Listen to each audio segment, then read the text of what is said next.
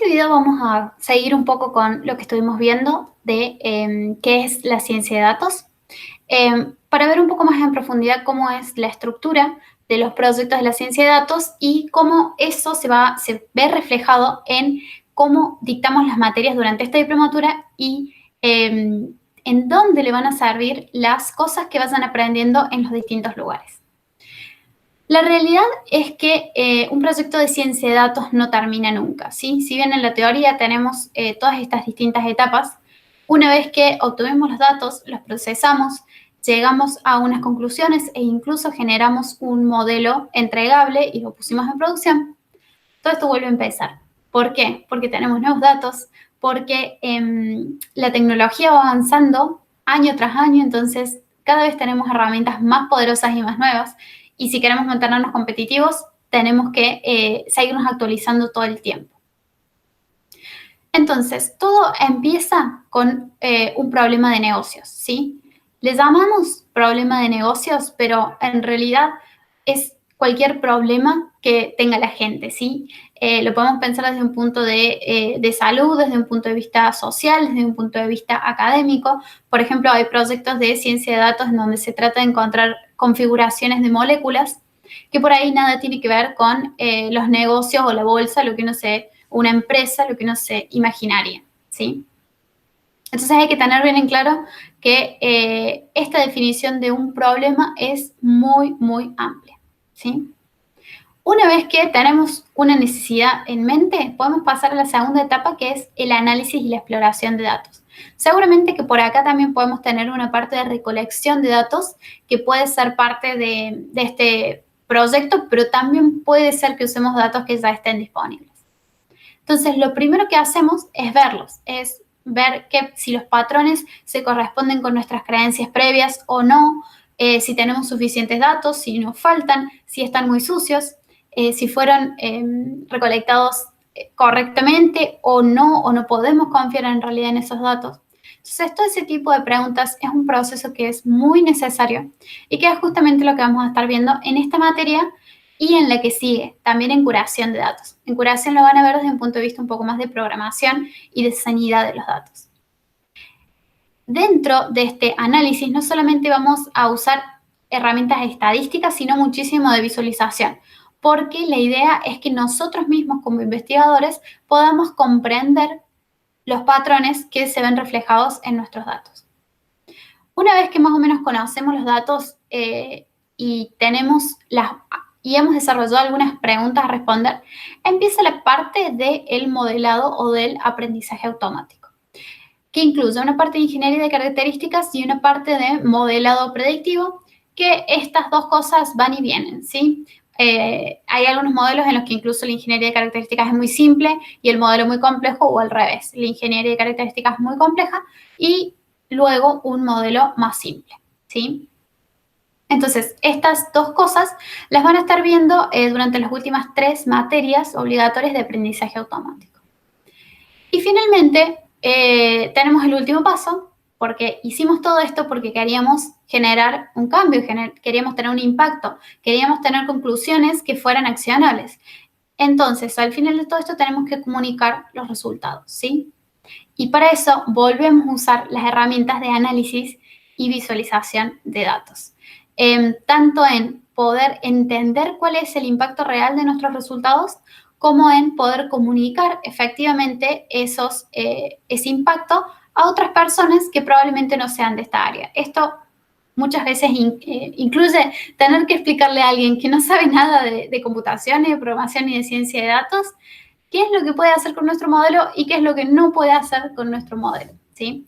Entonces, es importante que ustedes recuerden durante todo este ciclo a dónde tienen que ir a buscar o pueden ir a buscar las herramientas que les van a servir para solucionar los distintos problemas que vayan teniendo.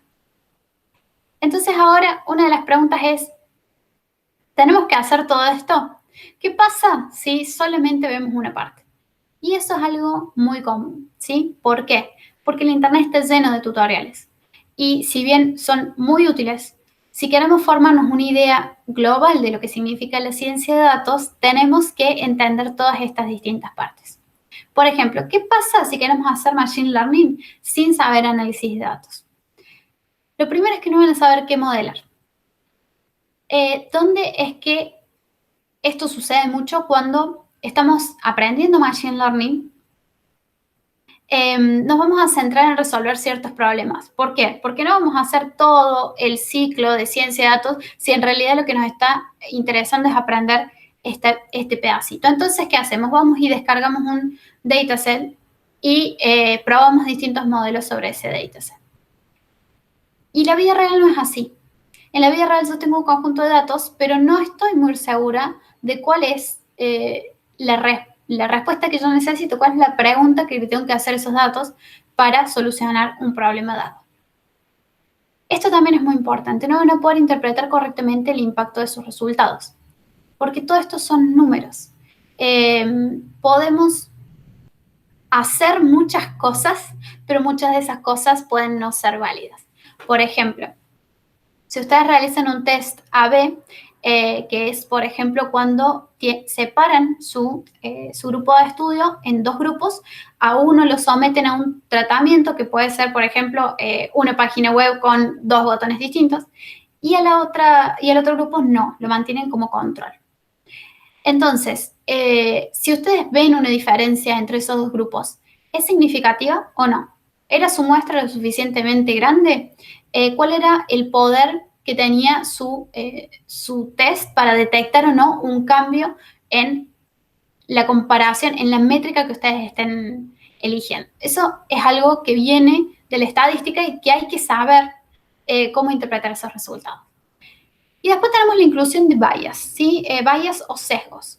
O, por ejemplo, cuando tratamos de predecir el futuro y cuando entrenamos en nuestro modelo, de alguna manera le introducimos información futura que no debería haber en el momento del entrenamiento. ¿Sí? Eso también es algo muy común que pasa y obtenemos resultados que son desproporcionadamente buenos. Pero en el tema de los sesgos, por ejemplo, esto ocurre mucho en la ciencia de datos. Podemos estar, sin darnos cuenta, introduciendo sesgos muy negativos a través de nuestros productos. Por ejemplo, si nosotros estamos desarrollando un sistema que reconoce caras y solamente entrenamos nuestro sistema con caras de personas blancas y en cierto rango etario, que puede ser desde los 20 hasta los 50 años, que son los conjuntos de datos más comunes, le estamos enseñando a nuestro modelo que ninguna persona que no sea blanca y con esa edad es una persona. No sabe reconocer esas caras. Y eso es muy importante. Lo mismo, el típico ejemplo de que siempre los traductores viejos siempre traducían nurse del inglés como enfermera y doctor como doctor. Asignarle un género a una palabra en otro idioma que, si bien no es culpa del algoritmo, es culpa de los datos, pero nosotros como científicos de datos somos responsables de ese sesgo que estamos introduciendo, ¿sí? Y por último, que pueden llegar a perder mucho tiempo en desarrollar modelos que no responden a la pregunta correcta. Esto tiene que ver con no saber qué modelar, ¿sí? Si no hacemos un estudio profundo al principio sobre qué es lo que nos interesa saber, cuáles son las preguntas a responder, y nos pasamos 6 meses haciendo un modelo que responde a otra pregunta, entonces eso es un costo que hemos perdido en tiempo, en dinero, en esfuerzo, que no lo van a recuperar. Entonces es muy importante saber análisis de datos para poder hacer Machine Learning y que tenga sentido hacer ese Machine Learning. Y también está la otra. ¿Qué pasa si queremos hacer ciencia de datos y no queremos aprender Machine Learning? Que sería el equivalente a hacer las primeras 2 materias y dejar las últimas 3 sin hacer. No pasa nada malo, solamente que nos limitamos en el tipo de análisis que podemos hacer. ¿Por qué? Porque a medida que vayan avanzando, a medida que nos vamos acercando más al concepto de Machine Learning, se van poniendo a nuestra disposición herramientas cada vez más complejas y que pueden detectar patrones mucho más ricos, más difíciles de entender o más difíciles de ver a primera vista. Pero puede pasar que intenten hacer Machine Learning sin entender qué es exactamente Machine Learning. Entonces, una de las cosas es, en realidad estos dos puntos están bastante relacionados, no van a saber qué exactamente es lo que están capturando con un modelo, porque es muy fácil, hoy en día con la cantidad de tutoriales que hay, poner from TensorFlow, import redes neuronales y agarrar una red neuronal, agarrar un clasificador bayesiano y aplicarlo sobre un conjunto de datos. Es muy fácil, pero muchas veces esos modelos están desarrollados por un tipo de datos en particular, ¿sí? Que pueden ser, por ejemplo, estar desarrollados para reconocer patrones lineales o para reconocer patrones que estén cortados por hiperplanos. Eso lo van a entender cuando lleguen a aprendizaje automático. Y resulta que en sus datos no hay patrones lineales. Entonces no van a encontrar nada, básicamente. O lo que van a encontrar no va a ser representativo del fenómeno que ustedes están buscando. La otra cara de eso no tiene tanto que ver con lo que el clasificador puede encontrar o los patrones de sus datos, sino como en algo mucho más básico, que es las restricciones matemáticas que tenéis en su clasificador. Esto va desde aplicar un test de hipótesis a datos que no tienen la distribución que el test de hipótesis asumía, hasta tratar de poner modelos en datos que no tienen la forma que el modelo está esperando, ¿sí? Y eso tiene mucha matemática detrás, así que ya van a llegar a verlo. Pero el problema con esto es que no falla. El problema es que ustedes llegan a una conclusión, pero el problema es que esa conclusión no es para nada válida y no es fácil darse cuenta en qué parte del proceso ustedes se equivocaron, o incluso pueden tomarla como válida y saltearse en el medio alguna propiedad matemática que ignoraron o que no saben ni siquiera que les está causando errores. Y por último, acá hay una parte de no saber optimizar correctamente los modelos. Un modelo uno lo baja de internet, lo pone, lo corre, lo entrena y listo. Pero para llegar al mejor modelo posible, tiene que seguir una serie de pasos que es mucho más complejo que eso y muchas veces significa en este ciclo de la ciencia de datos volver atrás un par de pasos y volver a empezar.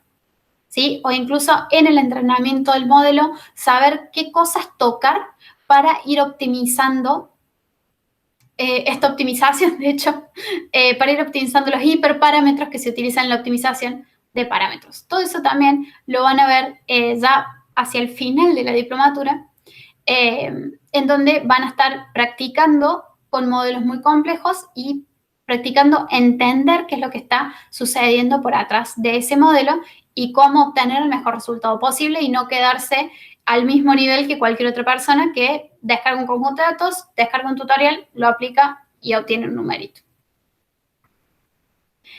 Entonces, ya tenemos un pantallazo de lo que es la ciencia de datos. Ahora lo que tenemos que hacer es efectivamente conseguirnos un conjunto de datos para poder empezar a analizar y a visualizar. Así que los vemos en la clase.